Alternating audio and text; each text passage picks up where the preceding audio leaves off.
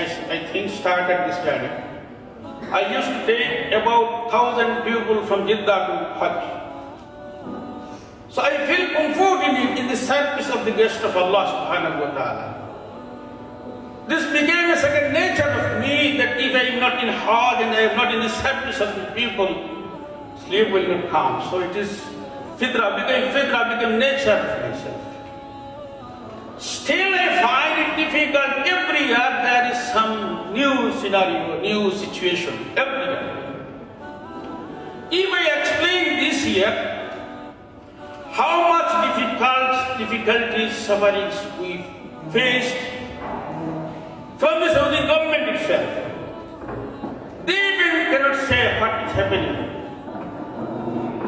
After putting all the money for your hot draft, they say, after putting there, they say 200 pounds, 200 riyals increased. So we came back to London. After that, they say, no, you should pay it, otherwise the visa will not be.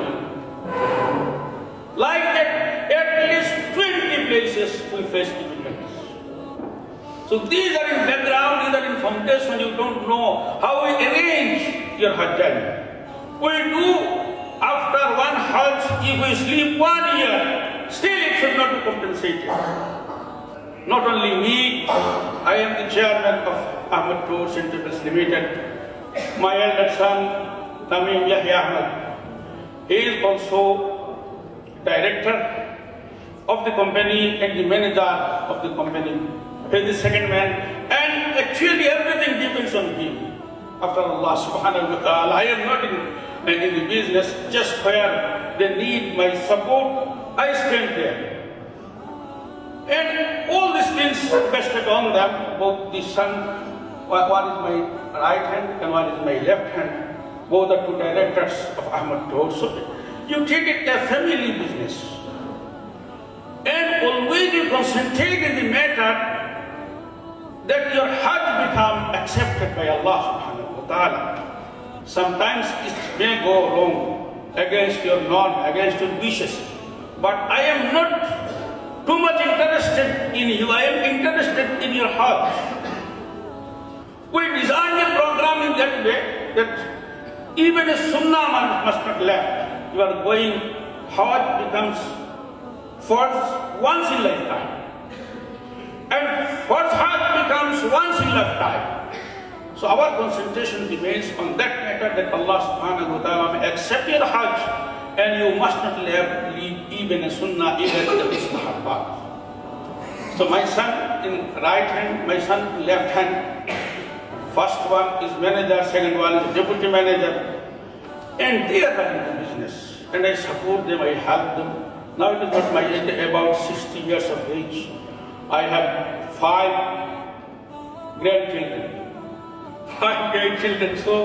So I am in their service. Now, my service to them, my children, is over. I am in the service of the grandchildren now. So you make dua for me, make dua for my children, for my family, for everyone. And we will remain at your service, inshallah. Wherever you are traveling from this place, from London or from Manchester, from Brighton, from any elsewhere, you may be going in a little small group. But after going there in Azizia, inshallah all of us will be united under the same roof. And from there actually Hajj journey starts. So through the Hajj journey, inshallah I will remain with you. And where there is a necessity arises, at that point, inshallah, I will speak to you. I know English, I know Bengali, I know Arabic, but this is not, while I jump from one language to another, some people becomes a matter of headache for them. Once, same thing in English, same thing in Urdu, same thing in Bengali, same thing in Arabic. So I understand this is my broken English language, I understand all of you will understand it. This is my belief, this is my fact. So if anyone who understand it is not clear, they may ask me a question after this speech is over, and I will speak to him or her in their own language, inshallah. I have that capacity to help them understand. My dear brothers and sisters, Again, I thank all of my brothers and sisters for choosing us, choosing sons of Ahmed Pre Hajj Seminar in that most sacred journey of life. And we try our best to inshallah help you, to serve you as per your satisfaction. My dear brothers and sisters, we must try to understand it. Hajj is the best ibadah in Islam. Hajj itself is Islam. In short, this is Islam itself. All the ibadah exists in Hajj. All the ibadah, beginning from the foundation, from the aqaid, everywhere you read labbaik Allahumma labbaik, labbaik la sharika labbaik, you are saying Allahu Akbar, Allahu Akbar. All these are related to your aqaid, to strengthen your aqidah that Allah subhanahu wa ta'ala is one and unique. He is our creator, He is our master. He is the Lord of the universe. He is the master of the day of judgment. Strengthen this faith. Hajj is unique. From the beginning to the end, always you are demonstrating that you know that Allah subhanahu wa ta'ala is one and unique. He is master of the universe. He is the Lord of the universe. He is the Lord of our life and death. He is the master of the day of judgment. Everything depends in his hand. So, beginning from foundation of your belief, from aqaid, all the ibadah is in Hajj itself. That's why Ulama Ikram says that Hajj itself is Islam. This is the short step. This is the summary of Islam itself. Hajj became first to the last. This is the last pillar of Islam. Last and final pillar of Islam. Rasulullah sallallahu alaihi wasallam performed one Hajj, which is called Hajj al-Wida, farewell Hajj in his life. And after that Hajj, he lived in this world about 80 days. And to the final stage, in the staying of Arafat, to the last staying of Arafat, after Asr, while Rasulullah sallallahu alaihi wasallam made his long dua, raising hands to Allah subhanahu wa ta'ala, near the belly of Jabal al-Rahmah. Last and final verse of Quran, Al-Yawma akmaltu lakum deenakum wa atmamtu alaykum ni'mati wa raditu lakum al-Islam ad-deena, has been revealed to Rasulullah sallallahu alayhi wa sallam, by which Islam certified that it is a complete code of Allah's life, and Allah subhanahu wa ta'ala is pleased with this code of life, way of life. That was the last verse of Quran. After that, no revelation came to Rasulullah sallallahu alaihi wasallam, and he stayed about 80 days in this worldly life, and then he departed. So Hajj is the last and final pillar of Islam. In Hajj, Islam became completed. And it is hoped that those people Hajj became an obligation on them, apart from Hajj, their Iman and Islam will become complete. My dear brothers and sisters, you are going to Hajj. وَلِلَّهِ عَلَى النَّاسِ حِجُّ الْبَيْتِ مَنِ اسْتَطَاعَ إِلَيْهِ سَبِيلًا. وَلِلَّهِ عَلَى النَّاسِ حِجُّ الْبَيْتِ مَنِ اسْتَطَاعَ إِلَيْهِ سَبِيلًا. And for Allah subhanahu wa ta'ala, Hajj is an obligation for those who can afford it. Those are able physically and financially. Either you are going to join in this queue. Try to understand the significance, inner meaning of Hajj. You are going to stand in the same queue where Adam to Muhammad Rasulullah sallallahu alaihi wasallam, all of them have stood. You are going to stay in the same valley in the Arafat where all the Prophet and messengers of Allah subhanahu wa ta'ala stood there. You are going to stay in the same valley of Arafat where your forefather Adam alayhi salatu wassalam, your mother Hawa, both of them acquainted each other. They met together again and confessed to Allah subhanahu wa ta'ala, and Allah subhanahu wa ta'ala has forgotten you. And Allah showed you the straight path, Sirat al-Mustaqim, to go there so that you may get an opportunity to confess to Allah subhanahu wa ta'ala, and Allah subhanahu wa ta'ala may forgive you. The rich people of the society,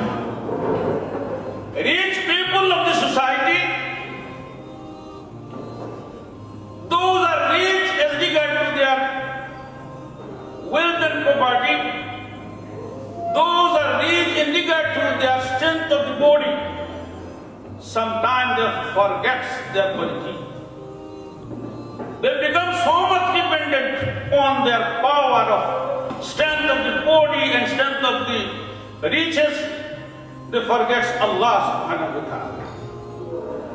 They commit such sin which no poor people can do in their life. They do not have an opportunity to do that.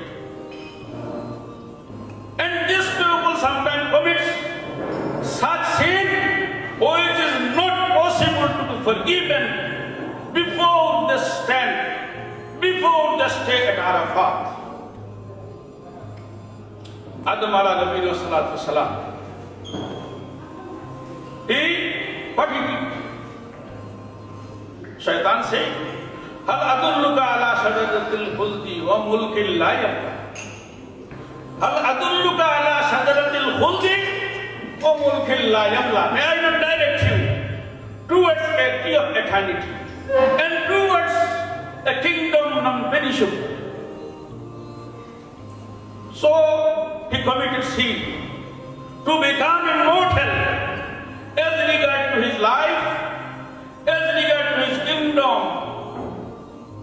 The Adam, offspring of Adam, they want to become immortal. While Allah subhanahu wa ta'ala bestowed them riches, power, strength of property and health, they try to become immortal, like Adam alayhi salatu wassalam, and commit such sin which is not possible to be forgiven before they stay at Arafat, like Adam alayhi salatu wassalam. Allah subhanahu wa ta'ala sent Adam and Hawa, both of them, to Arafat. They met together again. Allah subhanahu wa ta'ala said, now is the time to forgive you. Say, Rabbana zalamna anfusana wa illam taghfir lana wa tarhamna lanakunanna minal khasirin. Both of them raised their hand to Allah subhanahu wa ta'ala and said, oh Allah, Rabbana zalamna anfusana wa illam taghfir lana wa tarhamna lanakunanna minal khasirin. And then Allah subhanahu wa ta'ala forgiven both of them.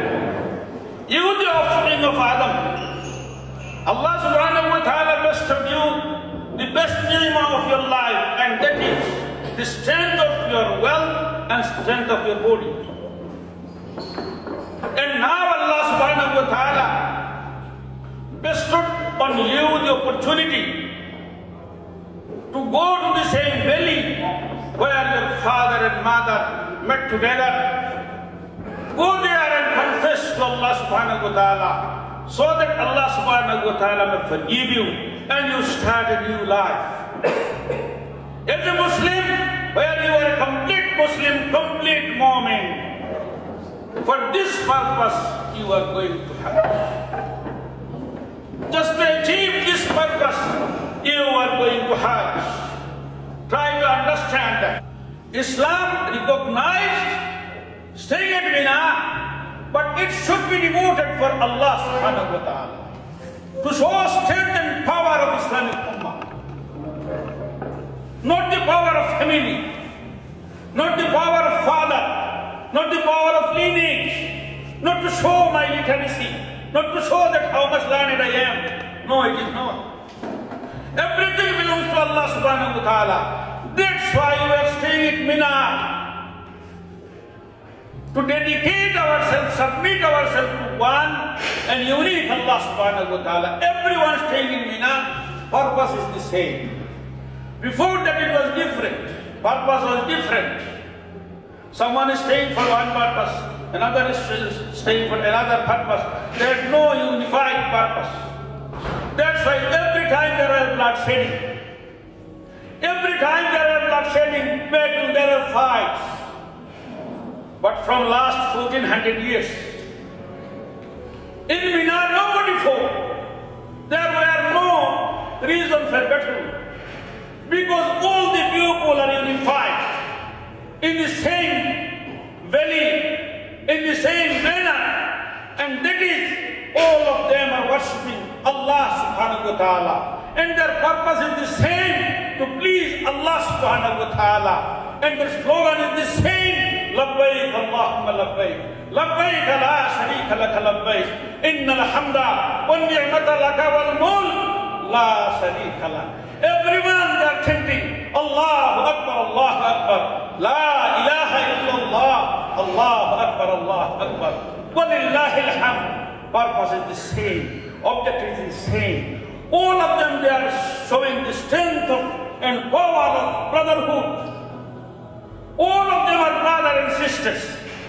No matter he came from Pakistan, or came from India or from Bangladesh. Originally he is an English, Arabian. He is black or white, no matter. It is garden of Allah subhanahu wa ta'ala. He has made it, someone in the garden is red flower. There are black flower. There are white flower. If all this kind of flower does not exist in a garden, it is not a garden at all. So Allah subhanahu wa ta'ala created this garden. There should be different kind of flower. But all of them are servant, slave of Allah subhanahu wa ta'ala. Came from Allah and will return to Allah subhanahu wa ta'ala.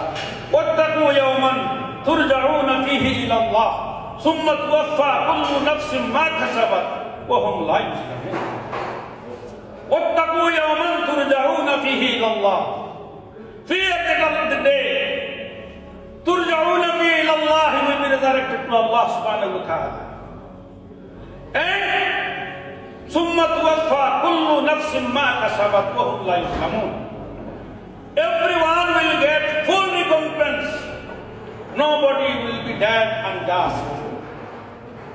There is no scope to commit any kind of unfairness, injustice in afterlife.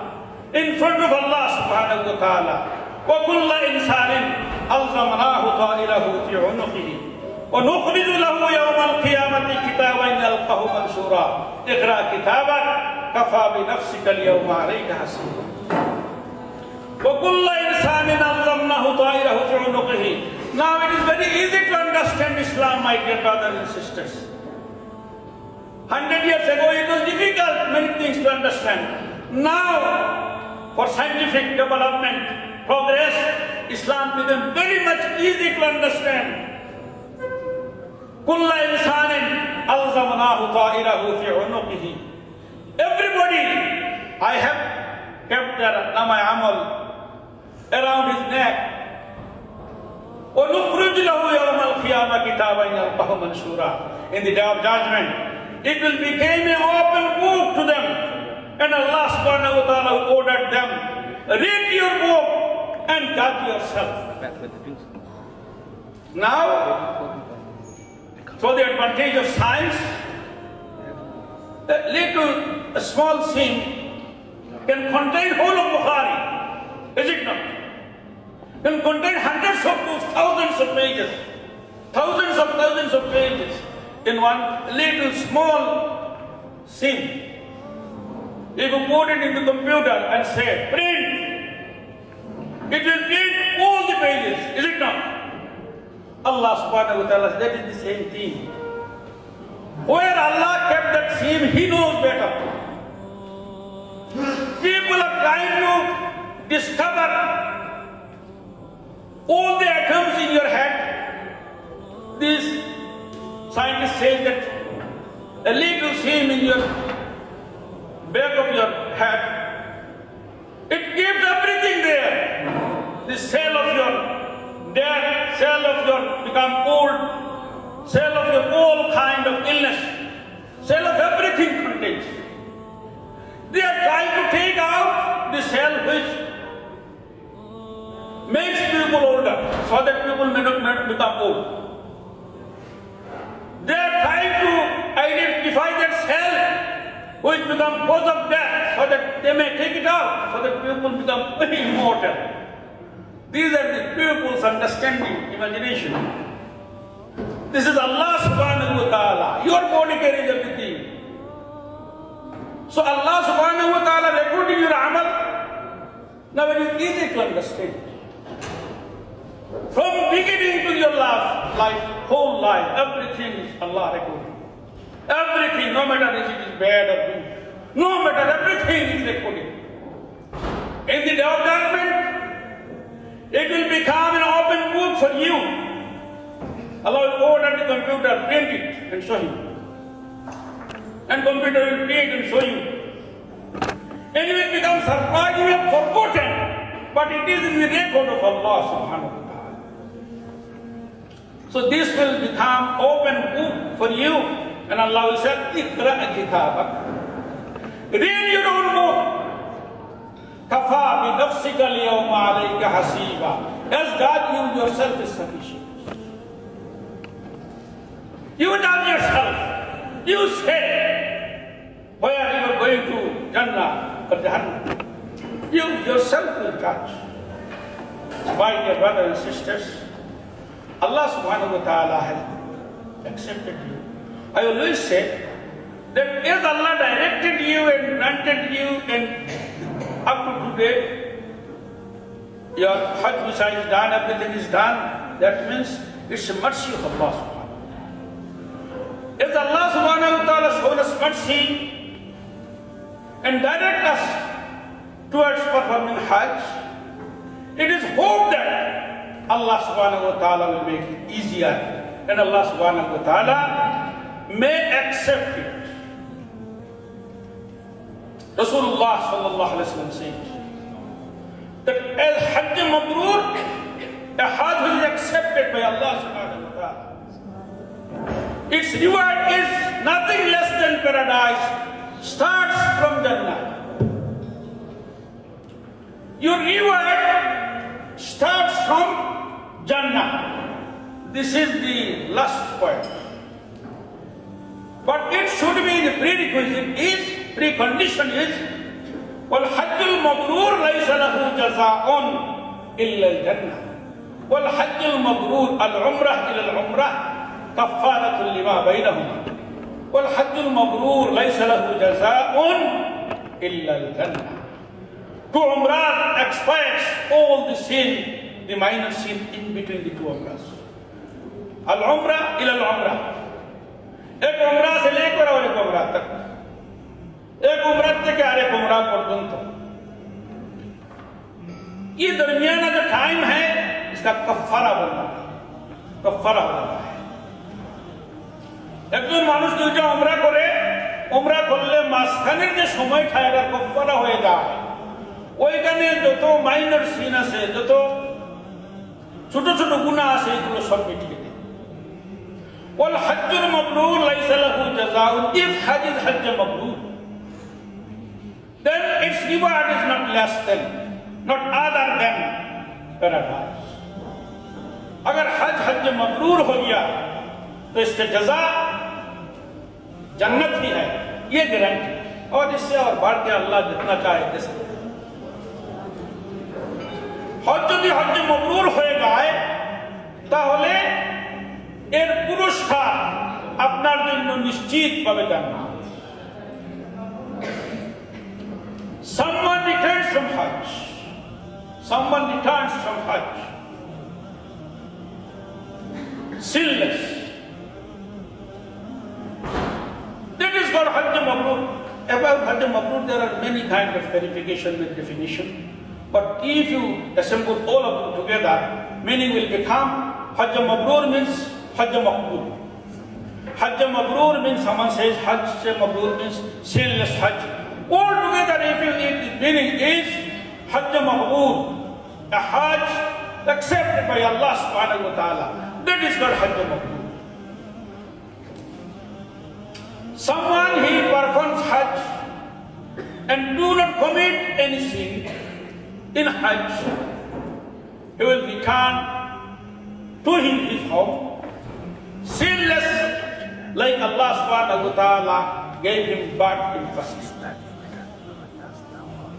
एक आदमी, एक खातून, एक मर्द, किसी ने हज ऐसा किया कि किसी गुनाह में शरीक न हुआ और हज मकबूल हो गया, तो अल्लाह, ये आदमी हदीस शरीफ में आया है कि अपने घर लौटते हैं, पहला दिन इसके माने जैसा जन्म दिया, ऐसा ही मासूम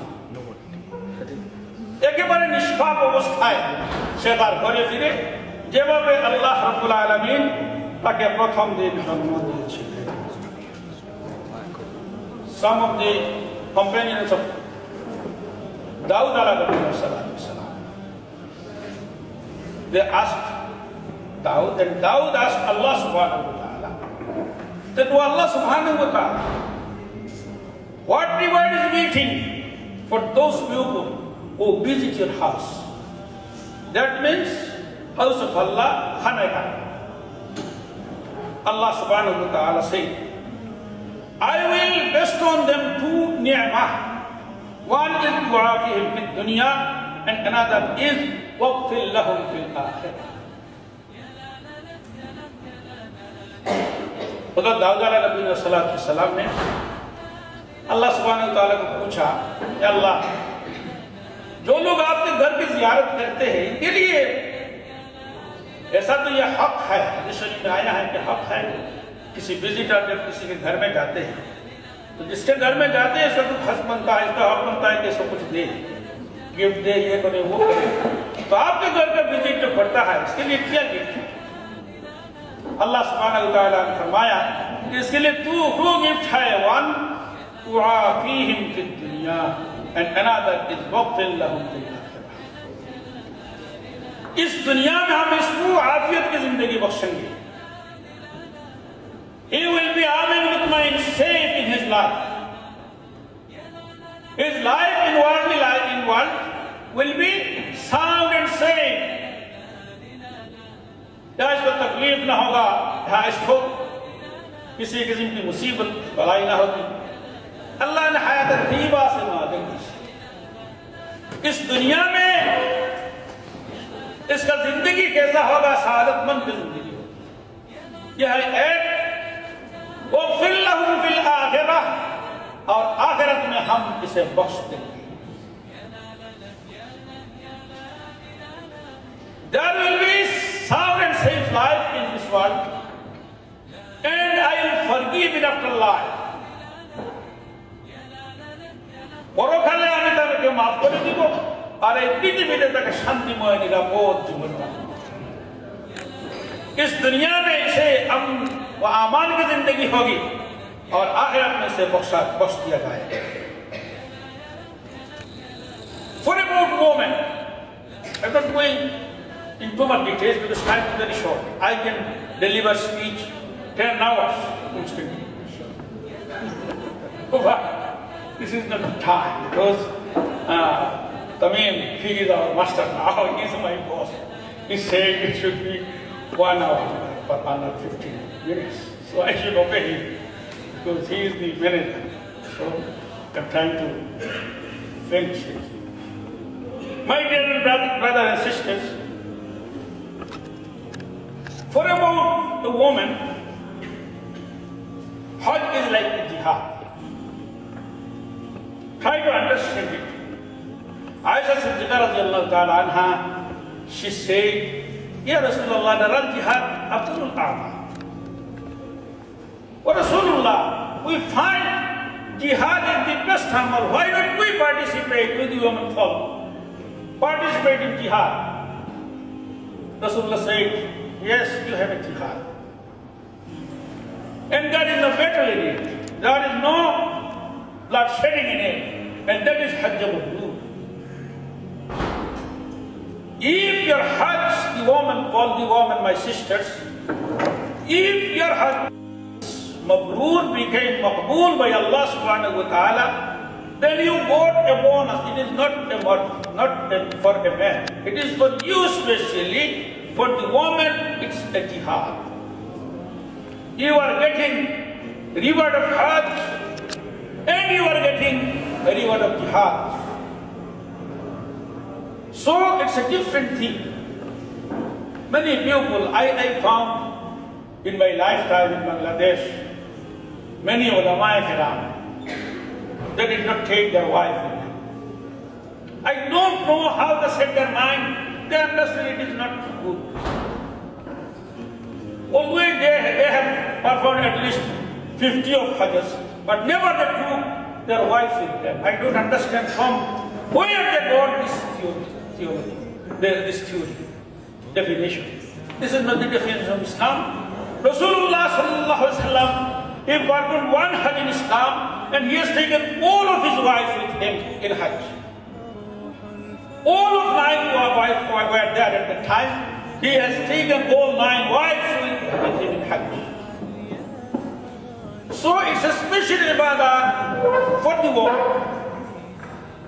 And it is treated as jihad. And there are no special doctrine, special teaching or belief that regard to them. The ihram, in the state of ihram, the difference in between them and man is there should be, the man cannot cover their head, but woman should cover their head.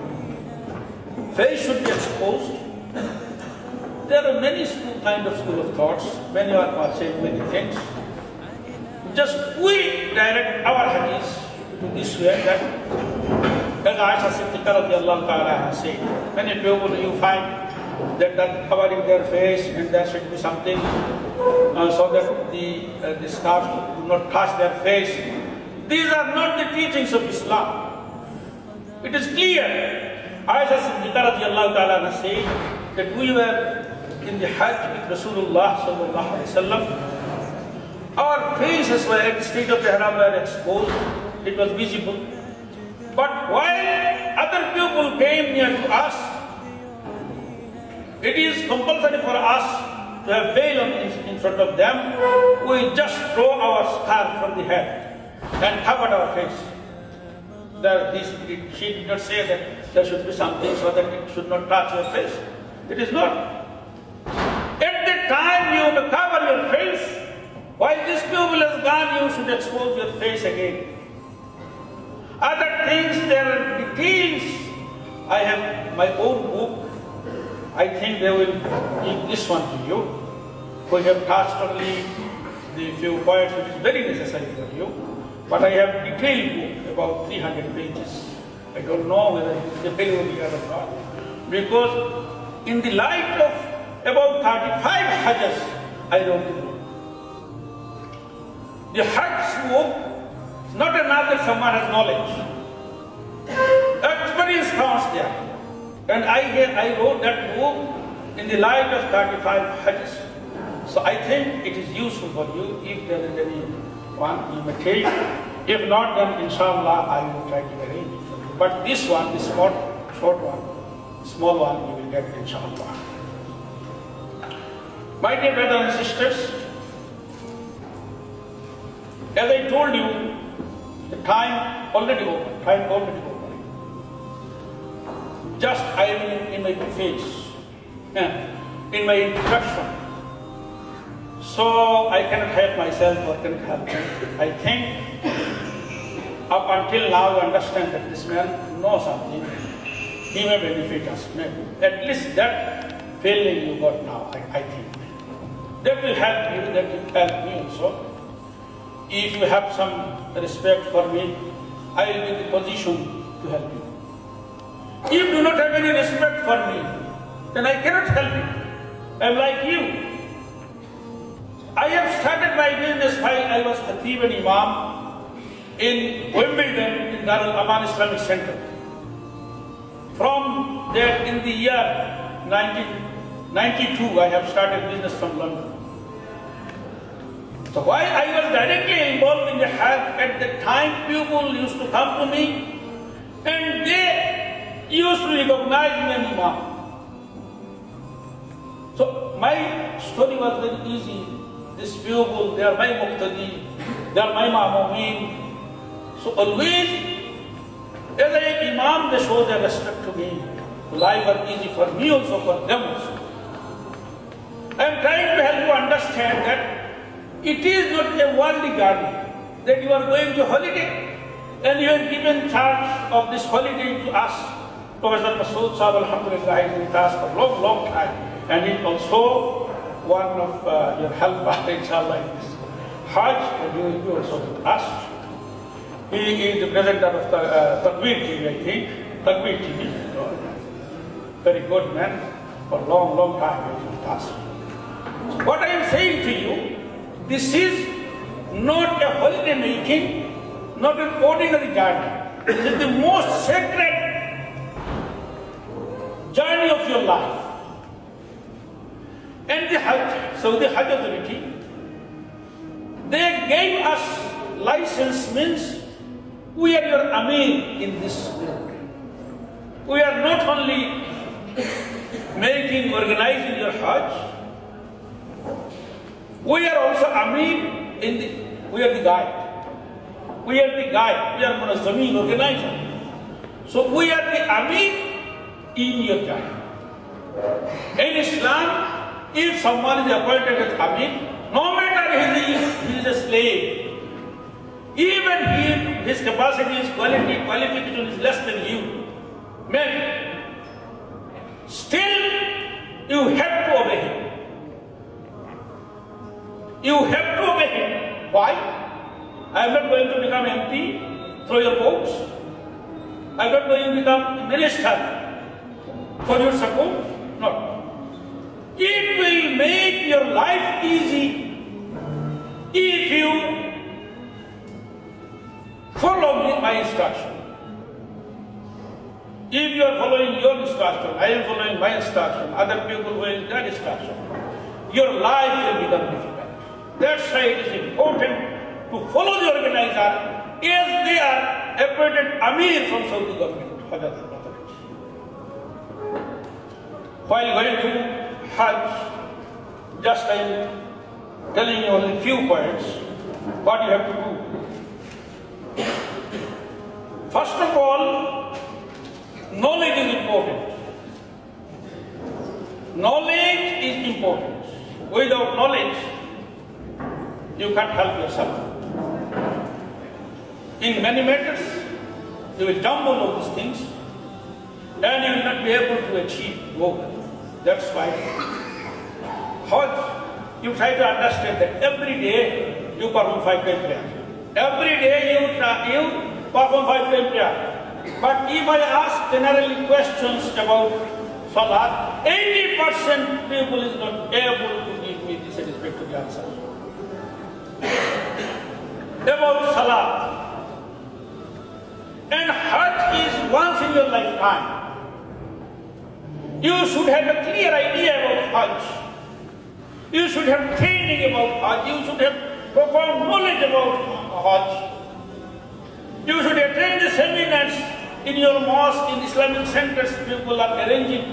You should attend them and have profound knowledge, enough knowledge with you so that the Hajj journey becomes easier for you. Second thing, before coming out for the journey, you should make sincere tawbah to Allah subhanahu wa ta'ala. You should make sincere tawbah to Allah subhanahu wa ta'ala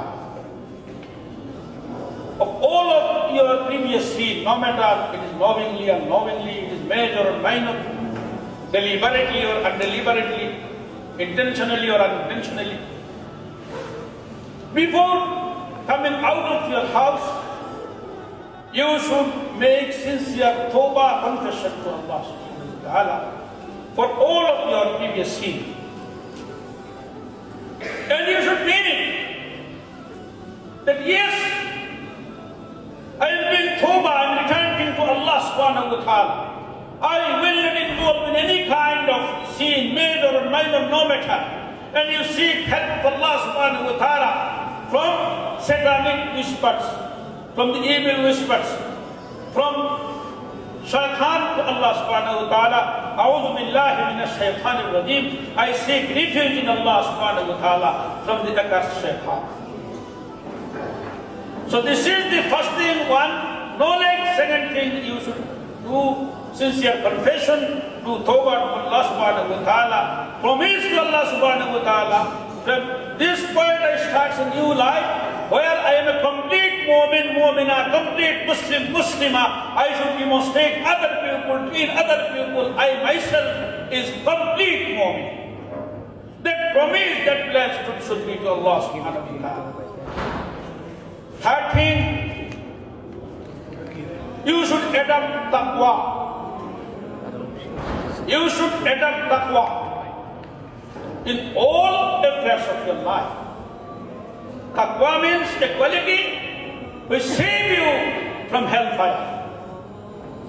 Allah subhanahu wa ta'ala says, as I told you, al-hajj ashhurun ma'lumat, faman farada fihinna al-hajja fala rafatha wala fusuqa wala jidala bil hajj. Hajj, al-hajj ashhurun ma'lumat. Hajj is in a specified stated months. Hello? Please, silence. Please. Hajj is in few stated months, which starts from Shawwal. Shawwal, Zulqa'dah, Zulhijjah, 13 Zulhijjah. These are the Hajj months. Al-Hajj ashhurun ma'lumat. Faman farada fihinna al-hajja. Those intended to perform Hajj in these times. Fala rafatha, wala fusuqa, wala jidala bil hajj. They must not involve in sex, must not involve in obscenity, must not involve in wickedness, must not involve in any kind of sin. So you intend to perform Hajj. While you are in the state of ihram, you must not involve in this kind of things, any kind of sexual, any kind of wickedness, any kind of transgression of limit, any kind of committing of any kind. You must not involve, you must not go near to these things. If you involve, then heart become void. Al-Hajj ashhurun ma'lumat, faman farada fihinna al-hajja, fala rafatha, wala fusuqa, wala jidala fil hajj. وَتَزَوَّدُوا. And then Allah subhanahu wa ta'ala said, وَتَزَوَّدُوا, take permission with you. Make preparation for your Hajj. What thing you have to take with you? These are all these things were written in these books. You take one, and I will ask for you from beginning to the end, you read and try to understand this. Allah subhanahu wa ta'ala himself said, وَتَزَوَّدُوا, take permission with you. What kind of provision? What kind of preparation? What kind of spiritual preparation? What kind of religious preparation? What kind of worldly preparation? What kind of bodily preparation you need? All these things are written in this book. This is not a time, very short time for me to explain all these things. So preparation is important. وَتَزَوَّدُوا, take permission with you. Then Allah subhanahu wa ta'ala says, تَزَوَّدُوا فَإِنَّ خَيْرَ الزَّادِ التَّقْوَى. The best of provision is taqwa. You take clothes with you, take medicine with you, take food with you. All these things you take. Whatever you take is necessary, it is important for you to take. But فَإِنَّ خَيْرَ الزَّادِ التَّقْوَى. Best of provision is taqwa. Help of taqwa and help of patience. Every point. This is a journey of your test of your aqaid. This is a journey to testify you how much you know about Islam. This is a journey where you should demonstrate that you know Islamic brotherhood. You know Islamic brotherhood. You know the definition of Islam. You know all these things. You are a complete mu'min now. So it is time for you to demonstrate how much patience you got. You need full of luggage of patience, nothing else. In every step you need patience. Every step. And you have to pass yourself. Allah subhanahu wa ta'ala you should demonstrate Allah that I know how to face the circumstances and how to be patient, how to keep tolerance. Allah will take, because Allah wants to test you. You are not in your home. You are not in your holiday. You are in a religious store. So Allah will testify you. Allah will make such situation where your patience, your tolerance will be in face of test. And you should pass yourself. You should show that I know it. And I am able to demonstrate that. I am a sabir. I keep patience. You must not be selfish. Must not be selfish.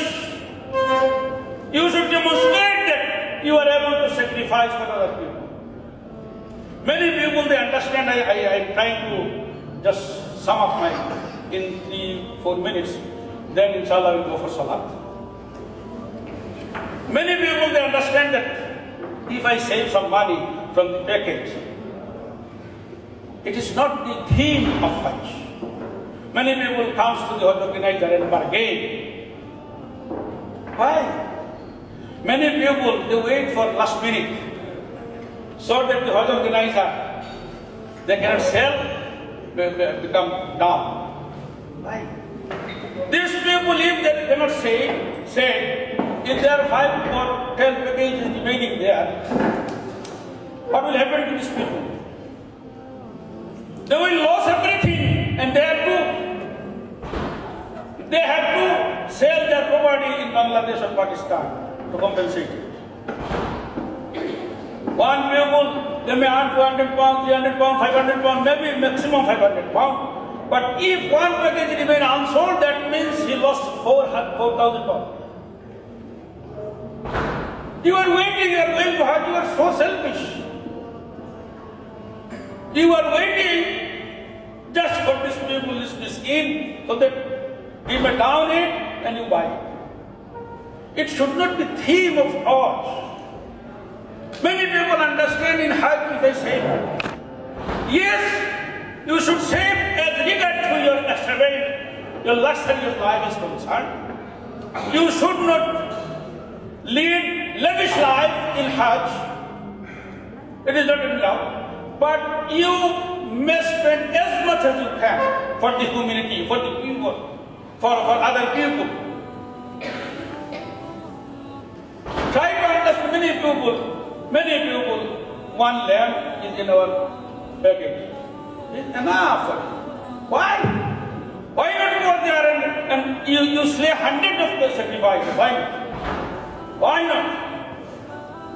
Rasulullah sallallahu alaihi wasallam came from Medina to Mecca with 100 camels. He himself, his camel, the Kedawa was made belt. It was very simple for him. Made of old velvet and spent only 3 or 4 dirham. So this is a teaching for us. We should not spend for ourselves, but we should spend for the humanity, for other people, for the poor as much as we can in the Hajj.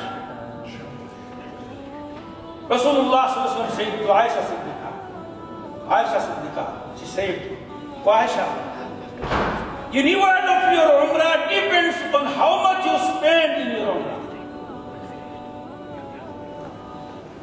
Allah, Prophet of Islam, said to his wife, Aisha Siddiqa, Aisha, the reward of your Umrah depends on how much you spend in this Umrah. So make clear in your mind, yes, as regard to your personal spending, you must say. But for others, your pocket should go open. For the poor, for the beggar, for the humanity, for Qurban, for all other things, you should. Many people, our people, we recruit some local people. It's not enough for us to go 7, 8 people from here. It means you try to understand. If we are going 7 people from here, that means we are spending 30,000 pounds for you. Still it is not enough. So we are recruiting some people from locality for the time being, for 15 days, for 1 month. These people are not able to speak in English. Many people, they become singer. Huh? Your employee don't understand English. Why? Why you are angry? Why you are angry? We have recruited them for the time being, for 15 days, for you, for your convenience. They will help you. Yes, he is not able to. If he can know English, he will earn more in other people, in other spaces. He will come in this service. Try to understand this thing. Some local people, they cannot communicate in English. They have other language. They can speak in Urdu. They can speak in Bangla. Why you are looking for English? They speak better than you in Arabic. So in other places, you take this help. We, just to make your life easy, we have appointed them. But they are poor people. Try to understand them. They are poor people, you give them a salary. But they hope from you, you are their brother. You are in the comfort of your life in the United Kingdom. They are suffering in Saudi Arabia. So you should show your mercy to them. You should be helping hand to them so that they become helping hand to you. So these are matters of understanding, my dear brothers and sisters. For Hajj, I think I should say you about the Ihram, but time will not allow you. You go through the books. Before, only one thing you need now. The maximum of our Hajj, I understand, they will perform Tamattu Hajj. Hajj is, there are 3 kinds of Hajj. One is Tamattu, Qiran and Ifrad. Tamattu and Qiran, they are brothers and sisters. Only difference is, after the Qiran, someone performing Qiran Hajj, after doing the Umrah, they will not become halal. They will remain in the same state of haram until he finishes his Hajj. That is called Qiran. And Tamattu, after performing Umrah, after going to Saudi Arabia, he will become halal. And you will put on your haram from the house, from the hotel you are living, again on 7th or 8th. That is called Tamattu Hajj. And Ifrad Hajj means only Hajj. There is no Umrah in it. It is called Ifrad. So people, I understand from United Kingdom, they are going there. None of them is doing Ifrad Hajj. They are doing Tamattu or Qiran. And only 1% may be do Qiran. So majority of the people do Tamattu. That's why my aim is that Tamattu. Tamattu Hajj means you will put on ihram, maybe in your home or to the last in the airport or in the aircraft. If your ticket is like that, there is a stay or hold in any space, I will recommend that the amenities, the clothes or all these things will be within your vicinity, with you, and go there. After going there from while you are embarking again on the plane, in that airport you perform you do the rest of the things of ihram. But still, you don't make the niyyah. Because niyyah is a problem. After doing the niyyah, you are in the state of ihram. After you are embarked on the aircraft, if there is a problem, and then again say no, you go again back to the airport, you go to hotel, you should be in the state of ihram. So that's why it is my recommendation, all the clothes and other things should be with you. Not in the luggage. Will be with you, and you delay yourself up to the last airport. If it is, if it is you are going through other airports. After going, you are just put on the ihram clothes or these things. But don't make intention. After embarkation, after you are getting on the aircraft, while it is jumped off, taken off,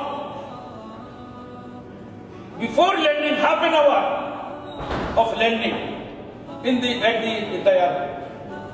At that time, you will make intention. So it will become easier for you. Before half an hour, about 10-15 minutes before they go for the miqat. That's why it is safe for you. Before half an hour, you make an intention for Umrah only, because you are doing Tamattu Hajj. Tamattu Hajj means in the same mawsum, in the same journey. First you are performing Umrah, then Hajj. It is called Tamattu Hajj. So you make intention that you are doing Tamattu Hajj. Now the ihram will put on for the Umrah only, not for Hajj. For the Umrah you make intention and say Labbaik Allahumma Labbaik, Labbaik la sharika laka Labbaik, innal hamda wa ni'mata laka wal mulk la sharika lak. And then Talbiyah, always chant Talbiyah. Remain in chanting Talbiyah. From changing every direction, from going down, coming up, changing all the directions by going past this way, that way, or playing this, sometimes going humming, going up, and always you continue Talbiyah. Labbaik Allahumma Labbaik, Labbaik la sharika laka Labbaik, innal hamda wa ni'mata laka wal mulk la sharika lak. And this Talbiyah will be finished while you will go and start your Umrah, and you will touch the Hajar Aswad and say Allahu Akbar.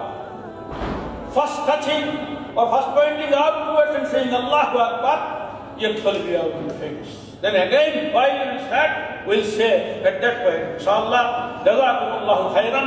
If I committed any wrong, if anything went against your norm, against your intention, against your anything, just forgive me, I beg your pardon, and I may make dua to Allah subhanahu wa ta'ala.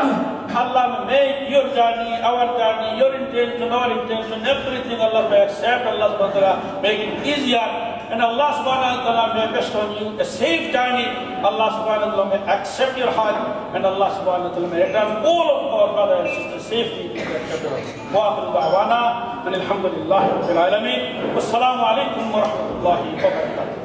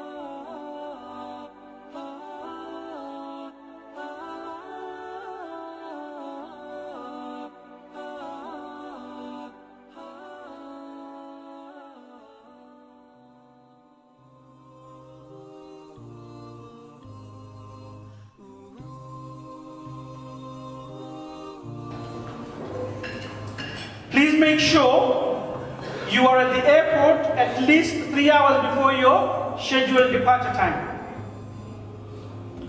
3 hours before. You will have your passport, you will have your electronic tickets by that time, so you don't need to wait for your group leader, you can check in yourself. So normal check-in. Make sure your luggage is tagged with that yellow sticker. The reason why we give yellow is not to advertise our name, it's to make it easy for you, because once you go to Jeddah, you will see hundreds and hundreds of suitcases on the conveyor belt or on the floor next to it. So that yellow sticker will help you identify the group and thereafter your individual suitcase. Please make sure you put that tag on your suitcase. It's for your own convenience. Make sure for the men, your ihram is in your hand luggage. Your 7-kilo hand luggage allowance. Make sure your ihram and your chappal, your sandal, whatever you want to call it, is in your hand luggage. If it's in your checked-in luggage, we've had issues like that. It's in the checked-in luggage, and the brother's gone in. He doesn't have no ihram, so you have to go to Masjid Aisha and all the rest of it. Please make sure it's in your hand luggage, or we give yellow bags as well. Make sure it's in that.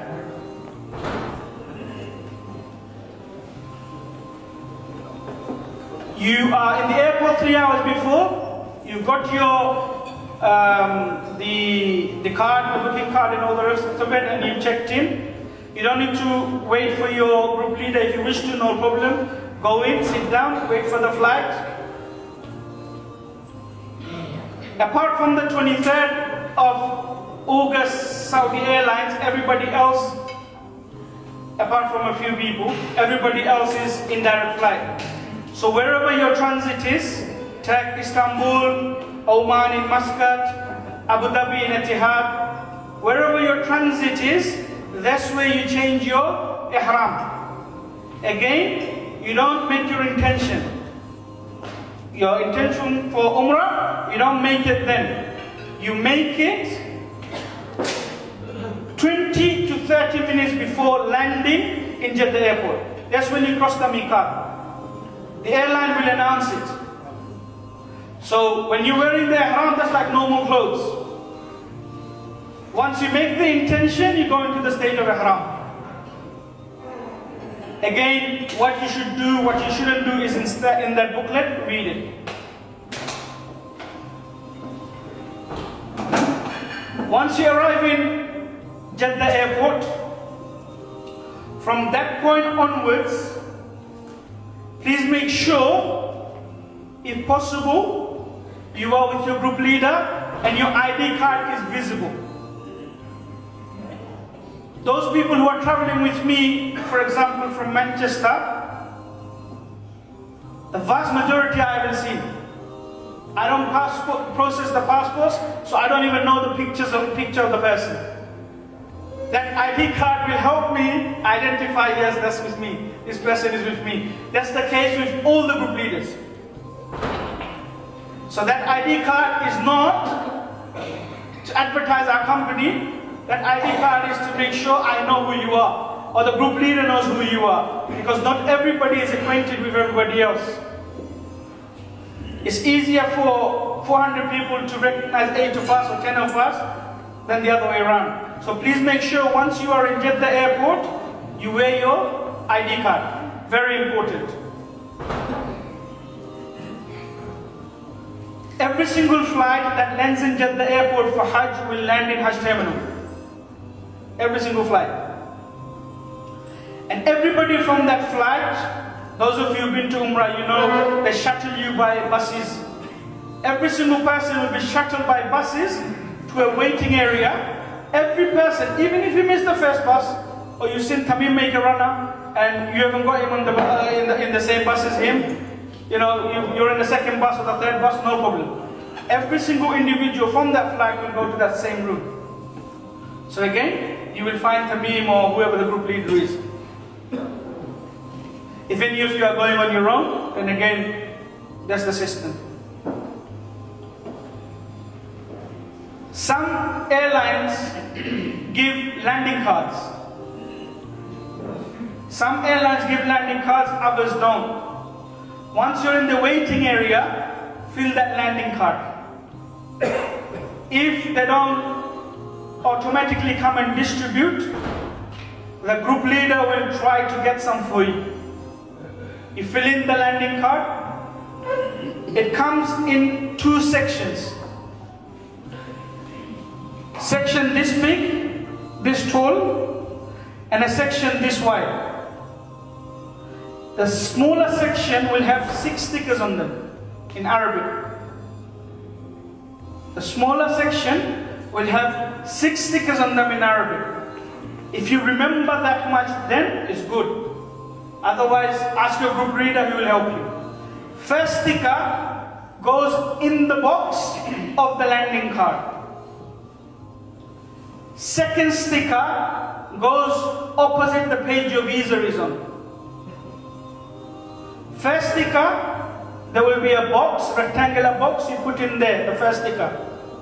So you're taking the sticker off the landing card and putting on the landing card. Second one, opposite the page where your visa is. Yeah? Third, fourth, fifth, sixth, they will do as and when they need. So those are basically your points of reference for draft. So the first part, second part, then third part is the Mina side, then the fourth part is the Medina, then back. So those are the stickers for that. So number 1 and number 2 you use.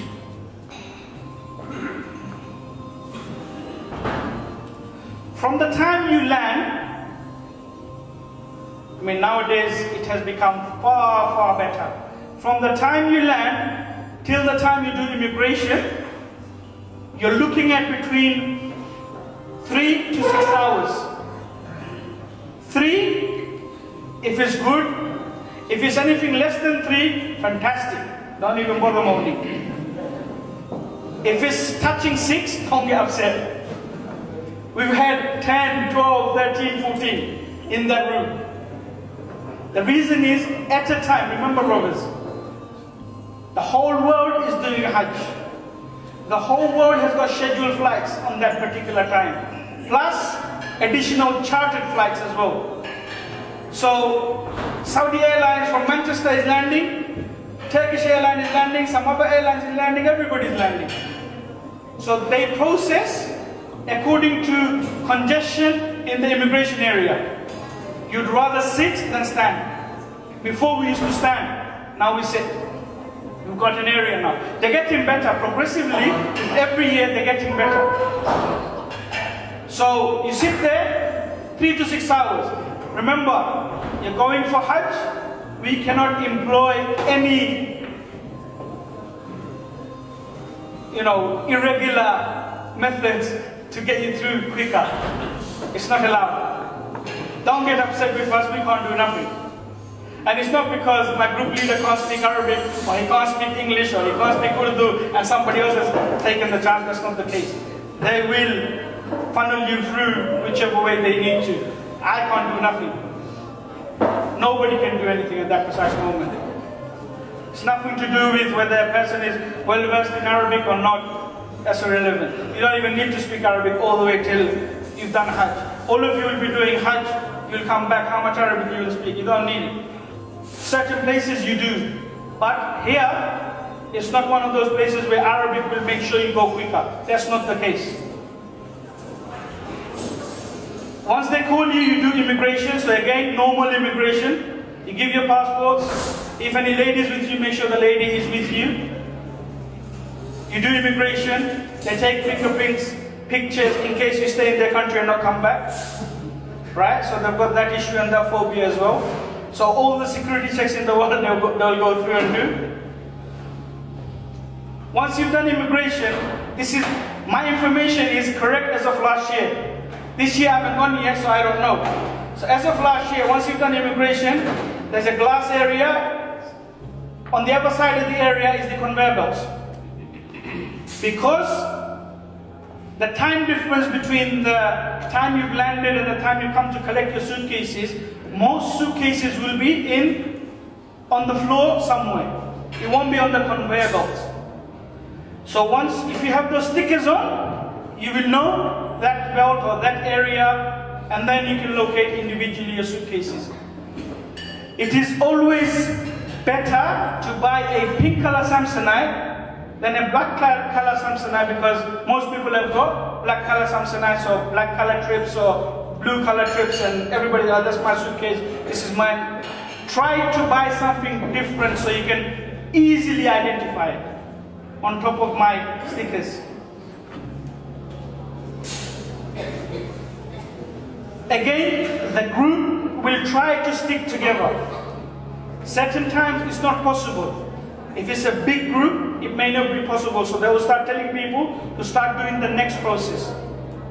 The next process, those of you who've been Hajj, is going through the double doors into the tents for the drafts. You no longer need to do that. So that's one area they have tremendously improved and saved our lives. Because that draft used to take 5-6 hours on its own. So now the draft has already been paid.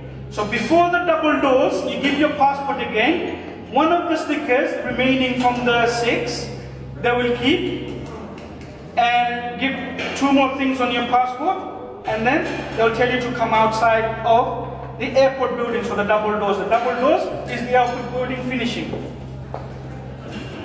This part onwards is very important.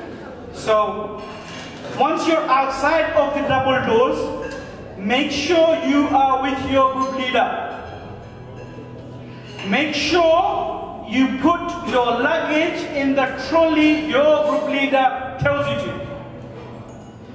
As soon as you come out, the trolley people, to make their life easier, they'll say, put your suitcases in, let's go, let's go. You put it into one that doesn't belong to us, you've lost your suitcase.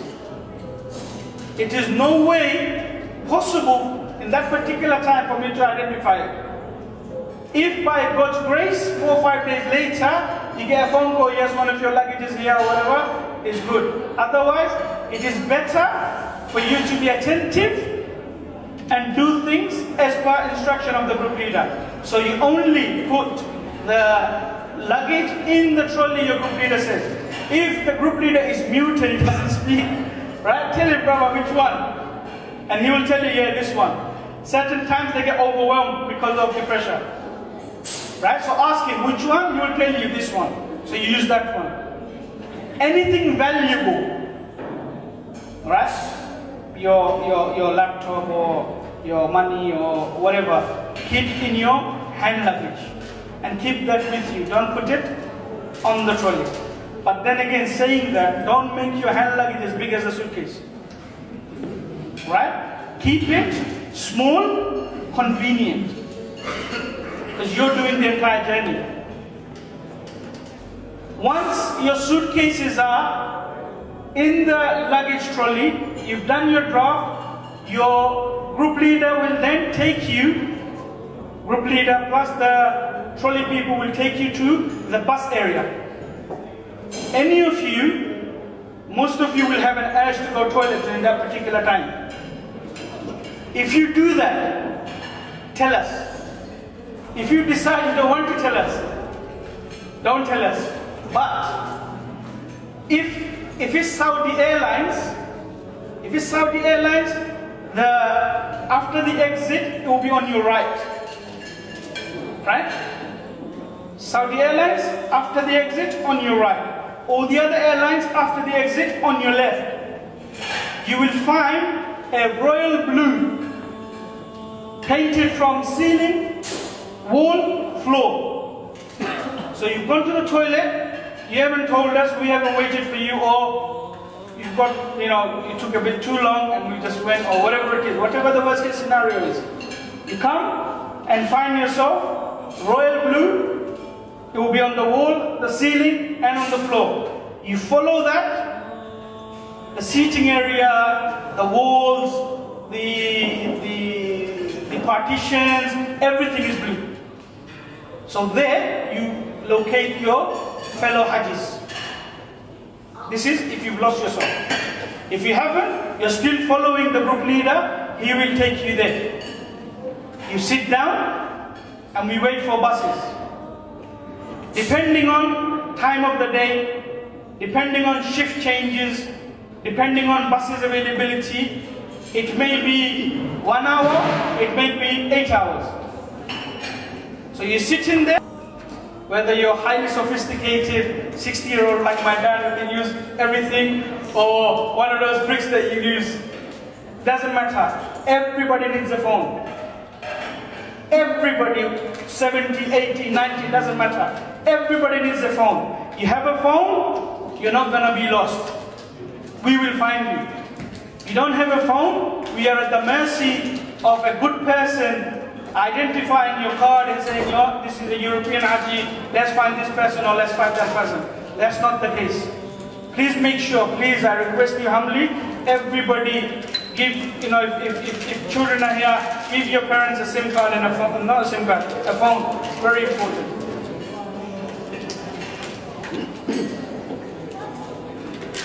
You purchase the SIM card, you're sitting in the area, by God's mercy, after 1 hour, they said, bus is ready, Allah. Right?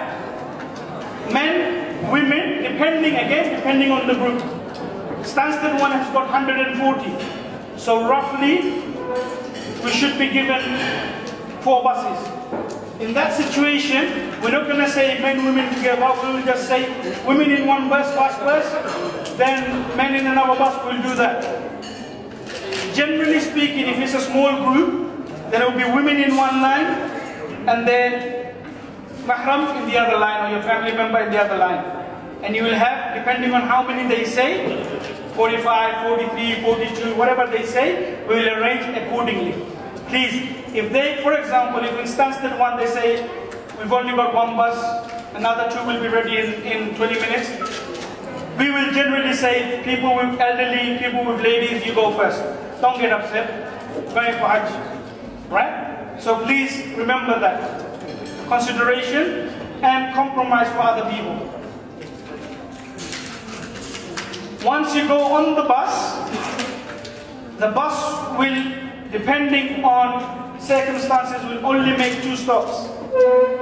The first one, if the bus is completely yours, as in all the Haji in that bus is Ahmed yours, they will go to an area to collect murshid, guides. Right? They will go there to collect guides. That guide is supposed to navigate you to my Muallim's office. Second stop. First stop, pick up a guide. Second stop, Muallim's office. Believe me, by that time, the whole bus is dancing because of snoring. Everybody's so tired. Right? That is the honest truth. Everybody will be tired. But I'm telling you in case you're awake. So first stop, Murshid. Second stop is the Mutawif, Muallim, the guide, the 43 number on your ID card. From that point onwards, till we go to Medina, you will not see your passport no more. They are the keepers of your passport. They will keep the passport as an amana on behalf of the Ministry of Hajj for you. In case you keep your passport, do Hajj and stay there. Yes, you're not going to come back to the UK in case of that. So, they will keep the passport till you go to Medina. You will also see a glimpse of your passport on the day you're going to Medina. After the Mutawif side, Muallim side is finished, then Aziziyah. Depending on the time of arrival in Aziziyah, not in Jeddah airport. Depending on time of arrival in Aziziyah, we always choose to do our Umrah in the evenings. It's easier, it's cooler, it's better. Any of you who have been to Hajj many times before, have done Umrah many times before, and are overzealous in your approach and you want to finish it quickly, I have no problem. You tell me, you tell the group leader that, you know what, tell coming by, or whoever the group leader is, that he doesn't need to wait for me, I'm going. I have no problem. But then also now I get a phone call to say I'm lost. Right? That will also happen. But I have no problem, you can go. But it is preferable, like I said, if all of you can keep patience and do as per my instructions, our instructions, it will be more comfortable for you. I know that from experience. But individually you can do that. That is your journey from London Heathrow to Aziziyah. From Aziziyah onwards, I'll speak to you in Aziziyah. I have hopefully covered everything. Let me just recap. At the end of my discussion now, we will start doing passport delivery and documentation delivery. Except 11, everybody else has got their visas. Even those 11, please don't speak to me about visa. It will get done, inshallah. You don't need to worry about it. It's just their process. So even those 11, you don't need to worry about it. Then in that pouch, you will have booklet, 2 stickers for the suitcases, ID card, passport, agreement, all, and for the vast majority tickets. For the 100 whose tickets are not done, they are gradually getting done. It's because of collecting funds from customers, etc. 3 hours before you arrive in the airport, whether your ticket has the telephone number of your group leader or not, you will be definitely notified of your group leader and telephone number via ourselves and our partner agencies. You do immigration on your own, no problem. Jeddah. Once you've done immigration in Jeddah, make sure you're with your group leader. Make sure you use the same trolley as your group leader. And all I can say is be patient. We will try our level best. Ahmed Tours and Travels and his partner agencies and all of our staff will try our level best to make sure you are completely satisfied with our service. If there are hiccups, come and speak to us. Come and speak to me. Better, in fact, come and speak to my brother. He's more mellowed down than me. Speak to him, and we will try to incorporate, accommodate what you're saying if it's possible. If you start having a go at one of our staff, especially the ones in Saudi, they get upset, demoralized, right? If anything is wrong, give us a shout. We will speak. We will try to accommodate if it's a reasonable request. I can, by the will of Allah, Allah is first. If all of you listen to us properly and listen to all of our instructions properly, the vast majority of you will be happy with the service and will come back happy. Our service is based on recommendation. Alhamdulillah, if you find out, if you've gone around, you will see a lot of companies still have got spaces. We finished ours 26th of June, all based on recommendations. Right? So I request all of you, give us a chance. Wait for the entire journey. There are a lot of things that you think is not being done correctly, but that's your perspective of the situation. Ours may be slightly different. If you follow us, everything will be done properly. As I said, from now till Hajj, till you go into the 5-star in Makkah, we will regularly give you tali.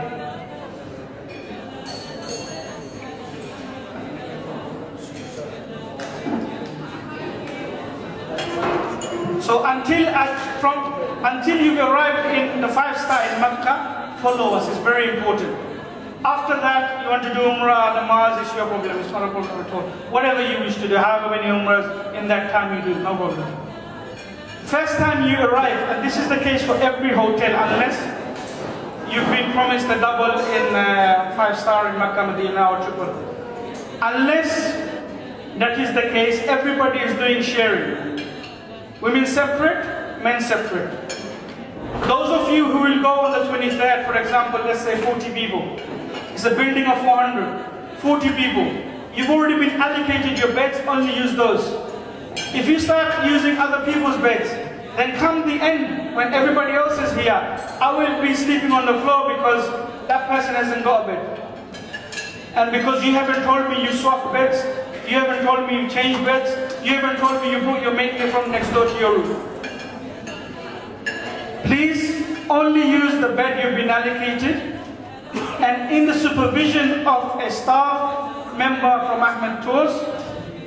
If you wish to swap individuals, so you're by mistake, we can make mistakes, by mistake I put your uncle in another room and there's another person here you don't know. In our supervision we will try to exchange, don't do it yourself. Because by the time 25, 26 August has come, people won't have beds. And it's not because I have bought less beds. I have both the exact numbers, plus extra for my staff. But all my life, the experience has been sleeping on the floor. Because people have taken bets there and told us. Remember, this is an amana. You're going for Hajj, so it's a request. That's the case for all the hotels, specifically for the Aziziyah part. This covers my part of the logistics from London Heathrow to Aziziyah. Once we're in Aziziyah, I'll describe everything else. Time now is 3:53, so I've finished within my time frame. If anybody still wishes to ask anything, you can do. If anybody wishes to ask anything private, you can do. Email, no problem. Those of you who have not been receiving our text messages, for example, you belong to other agencies, if that is the case, your name and your telephone number noted with our guys at the back. Your name and your telephone number. And that will rectify the situation. But whatever has happened until today has happened. From today onwards, I am the face. We are the people responsible for you. And we will try our level best to make you as satisfied as you can. So if you need anything, give us a shout and we'll try to solve it, inshallah. Thank you for coming. Apologies if it has taken too long. Apologies if you think it hasn't met your expectations.